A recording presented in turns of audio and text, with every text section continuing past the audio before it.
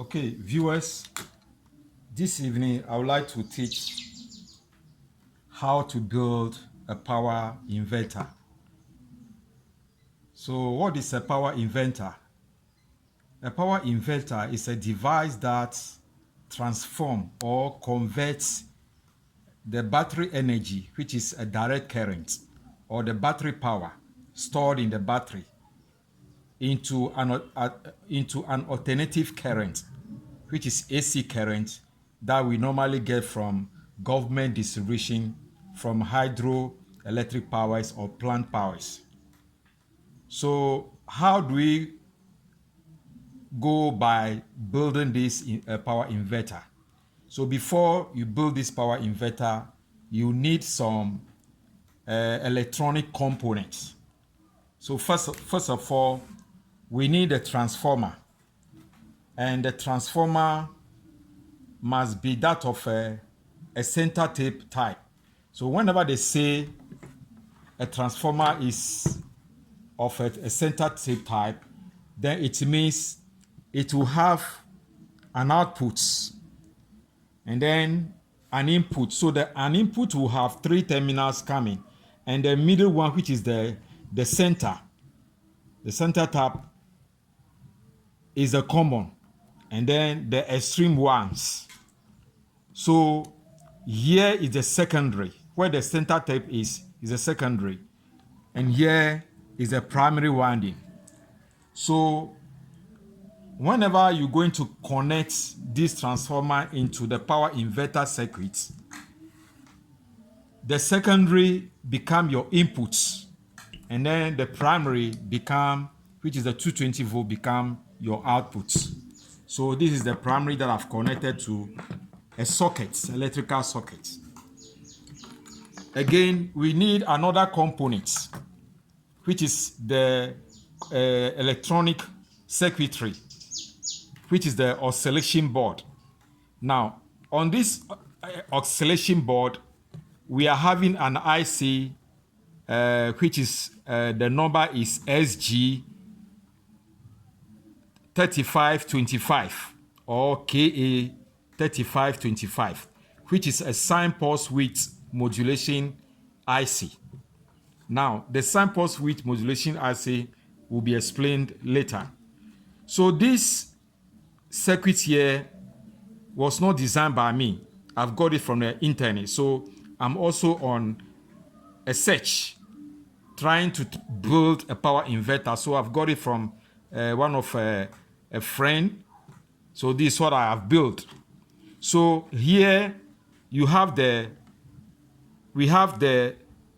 power regulator, which is, we have a power regulator which is 7812, which regulates the battery DC and give it a smooth direct current to the oscillation board. Now, so the oscillation board, we have this terminal, which is the negative, which is the negative to the battery, and I have this one, which is the positive to the battery, and I have another two, this one, this green and the brown one, coming from the IC oscillation outputs. And this IC SG3525 oscillation outputs are number 11, and then number 14. So we're now going to connect first. After you have built the oscillation board, you have to test this and see if it is working properly. So I'm going to test it with my DC power device. So I'm connecting the red terminal to the positive. This is the negative going to the negative. So I'm going to test the board. So I'll connect, this is my meter. I'll connect the common terminal, which is the black, to the negative of my, I'm taking my EC power device, the DC power device as my battery. So this is a negative and this is the positive. So now we're now going to look at the voltage.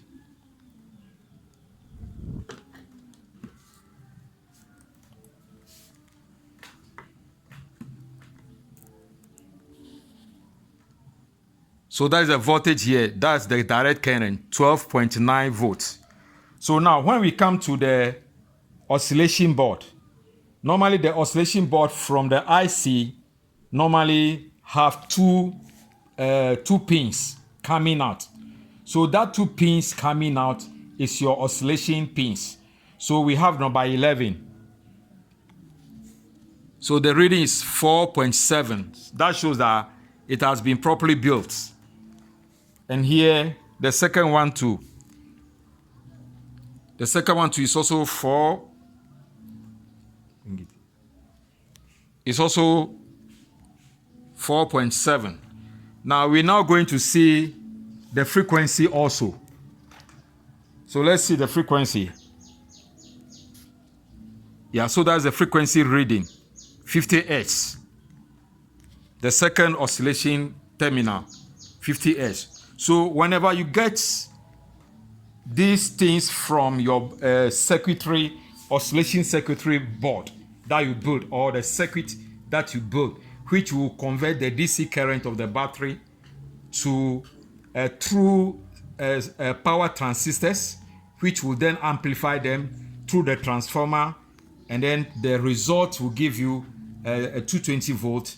Then you know that you have done well. Now, so this is my power transistor which I have built. Now, anytime you are building, this power transistor has been built or installed on a zinc, a heat sink. Is installed on a heat sink. So this is a MOSFET type of transistors. These are MOSFET type of transistors. Mostly MOSFETs transistors normally has 3 terminals as showing. The first one is the gates. The middle one is the drain. And then the outer one, which is on your right, is the source. So whenever you are connecting them, you have to connect the gate to normally the gate go to the oscillation, the 2 oscillation terminals. The gates, as we are seeing here, whenever you connected them to on your heat sink, they go to your oscillation terminals. And then the drain goes to the heat sink, as we are seeing here. So the heat sink here, this is the drain. So after you've connected them onto the heat sink, you have this as your source, and then you have this as your gates, the same as the other one. So since the oscillation board terminals has 2 terminals, your power transistors will also have 2 heat sink separated. So we're now going to connect them to see how far we're going to see how it will work.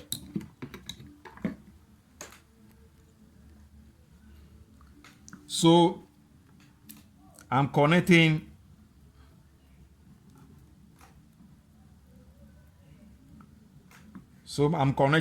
one of the oscillation terminals to the gates of the power transistors. The second one,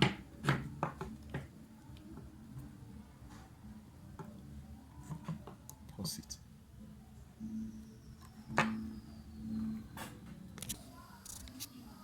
So whenever you are going to fix all the components, you connect the 2 oscillations from the board.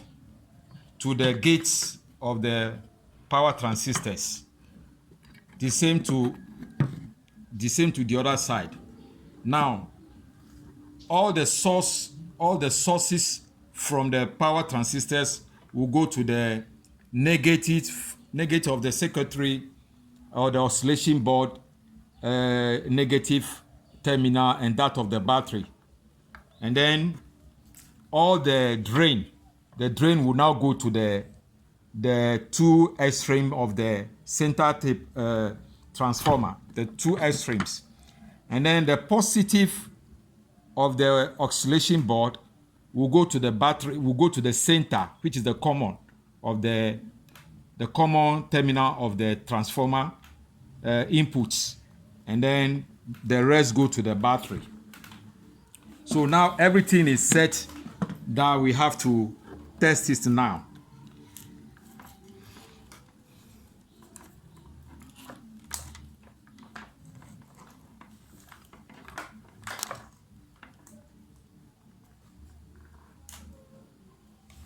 So we have the battery. This goes to the battery. Here is the battery. Here's the battery. So this is the negative going to the negative of the battery. And this is the positive which go to the oscillation board positive, and that of the center of the transformer will go to the positive of the battery. So this is the 12-volt system.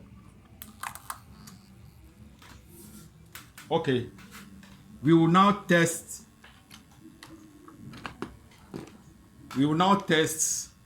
our circuit to see our power inverter.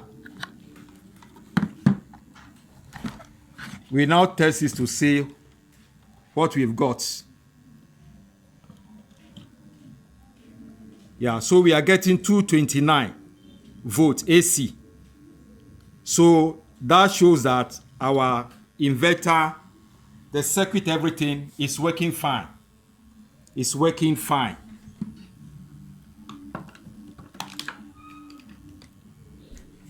Now let me see the frequency. Let's see the frequency of it.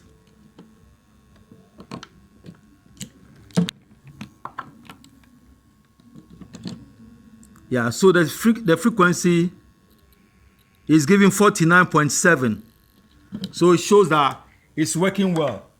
So let's see if it can use this drill to power. So this drill is about 650 watts, 220 volts. So I'm plugging it at the output.